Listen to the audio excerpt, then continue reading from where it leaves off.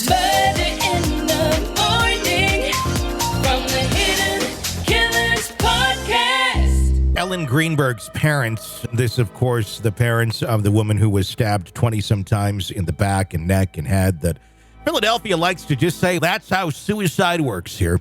They are not standing down to the court's corrupt decision the other day. They had a chance to talk to CBS Philadelphia, and we're going to talk about what exactly they said in reaction to that ruling. It was just absolutely insane. This kind of a story makes me really question law enforcement sometimes. And I've got we've talked about this. Yeah. I've got a lot of friends who are law enforcement agents. I know a lot of people who work in the Department of Justice, things like that. But when I hear something like this, my brain goes to holy corruption. There's no way, if you look at facts and you look at things rationally, that you could say that this woman committed suicide. There is no effing possible way. Yeah.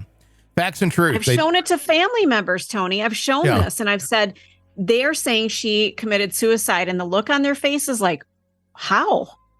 Exactly. I mean, and the thing is, as Robin Dreek would say, it's all about leadership. And not every department is bad. Not every officer is bad by any stretch of the imagination. I think a majority are good. But when you have a department and you have a group that is run by corrupt individuals, it just seeps down the pipeline. And then this is how you get things like this that don't make any sense, where somebody's going to cover for somebody. And that initial cover may even have nothing to do with who's ultimately trying to be covered for. It's just you scratch my back, I'll scratch yours. And you discover there's this crazy ring of people scratching backs. Yep. And eventually it leads to someone. Who that is right now, I don't know. The tragic and perplexing death of Ellen Greenberg in 2011 remains a point of contention and heartbreak for her family, despite the Pennsylvania appellate court's recent ruling against them. The Greenbergs refuse to rest, and rightfully. Ellen was a respected teacher in Philadelphia, discovered dead in her apartment on a bleak, snowy evening in January of 2011. The circumstances surrounding her death very puzzling, with her apartment door deadbolted from the inside. Her fiancé had to break in after futilely trying to reach her for over an hour. What he found was shocking: Ellen's lifeless body with 20 stab wounds. However, the medical examiner's report compounded the family's anguish, initially categorizing her death as a homicide. The examiner later reversed this to suicide, as Joshua Greenberg, Ellen's father, shared with CBS News Philadelphia, saying, quote, "We don't believe our daughter committed suicide," unquote. The change in the cause of death was led to widespread skepticism. Not only does the Greenberg family doubt the conclusion, but their attorneys, the experts, I don't know, just common sense, laws of physics, life, biology, all have concerns about the investigation's integrity and the fact that you could make that sort of a claim. In their pursuit of justice, the Greenbergs have faced a maze of legal setbacks, one after another. Recently, their bid to change the official cause of death on the daughter's death certificate was thwarted by the Commonwealth Court. The court's 2-1 ruling stated that the Greenbergs didn't have the standing to raise this challenge, yet even within the ruling, questions were raised. As Joshua Greenberg noted, the judges indicated that the investigation had evident flaws involving the police, the medical examiner, and the district attorney. Such criticisms are amplified by the Greenberg's attorney, Joe Podrazzo, speaking with CBS News Philadelphia.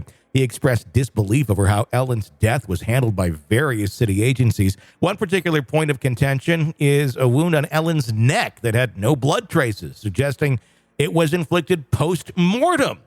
Oh, for God's sakes. But we're still not sure. She's amazing. She stabbed herself even after she was dead. That's how incredible this woman was. To say that this is a suicide is to say that Ellen stabbed herself twice after she actually died, according to the attorney, amplifying the absurdity of the claim. But hey, according to Philadelphia, that's how it happened.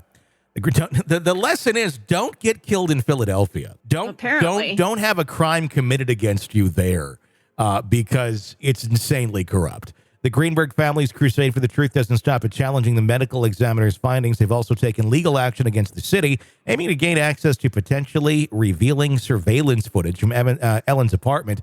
and the entire police case file. Additionally, they're suing the medical examiners, alleging a cover-up of homicide. These efforts point to a deeper issue at hand, possible obstructions in the investigation. When asked if someone might be thwarting it, the attorney responded, "There's something going on here, plainly interfering with it. I don't know what it is." In response to the ongoing controversy, the city of Philadelphia urged the Greenbergs to present any new evidence they might have to the investigators in Chester County, and they now hold the authority to reinvestigate the case. You don't need new evidence. What you need is the autopsy and the pictures of her body to show that she was stabbed 20 times, most of them in the back. That could not be a freaking suicide. That's the evidence you need. They don't need anything new. How dumb. Oh. Hey, go back to the investigators that fucked all this up from the beginning and have been covering it up. And hey, maybe they'll do the right thing this time. It's like, no, they won't. No, they've dug their hole. They're not coming out of that hole. Nobody's going to raise their hand and be like, it was corrupt. We're doing it. So, like I said, this is a string of somebody scratching someone's back, and it just keeps going and going. And the people on the surface here that we're talking about, they have no idea why they're even covering this sort of thing up, but there's a reason, and it probably involves their own employment or their own well-being. The pain for the Greenbergs is palpable. Each day without Ellen is a reminder of her loss. Sandra Greenberg's Ellen's mother said, "I try not to dwell on that, even though there is a big hole in my heart." Despite the majority ruling of the Commonwealth Court against the Greenbergs, a glimmer of hope still remains. A third judge believed the family had a valid standing to challenge the death certificate's cause of death. Buoyed by that support, the Greenbergs are now setting their sights on the Pennsylvania Supreme Court, even though it remains unclear whether the court even entertain the matter. I guess it all kind of comes down to who is the Pennsylvania Supreme Court connected to? Who are they buddies with? Who would they want to cover for? Because there's a lot of connections here in this case to people that can cover things up, to a certain person or persons that were pretty damn close to her that never were looked into in any sort of legitimate manner. And I'm just wondering if she was just a victim of somebody needed something covered up, something went terribly wrong, she was killed, somebody called somebody, and it was a chain effect, a snowball effect. How the fuck does and it had nothing to do with her. Covering something up, what comes to mind with that would be like, oh, she accidentally, something happened. There's no accident in 20 stab wounds. It wasn't like, oh, I gave her the wrong prescription or the toaster fell into the bathtub. And it's not like one of those where this looks really bad, but maybe there is a true reason and the person panicked. And unless they panicked and they wanted to make it look like a murder and stabbed her 20 times. Right. I don't know. I mean, there's something that went horribly awry here. And none of it seems to really add up to any sort of certainty. And why the fuck we can't look at the damn security footage? That's a whole other ball of nuts. Yeah, it is. And again, that screams of what's the problem? This should be looked at for a case like this. It's evidence to see who went into the apartment, who came out of the apartment. Why can't it be looked at? What's the problem? That's the question everyone's been asking now since 2011. 12 years. 12 years. Will we get an answer soon? Time will tell. You're locked into the Hidden Killers podcast. Want more? Start binging on all of our true crime podcasts right now through Apple Podcasts and get an ad-free experience when you sign up to be a True Crime Today Premium Plus member exclusively on Apple Podcasts. More of the Hidden Killers podcast dropping soon. Press subscribe now.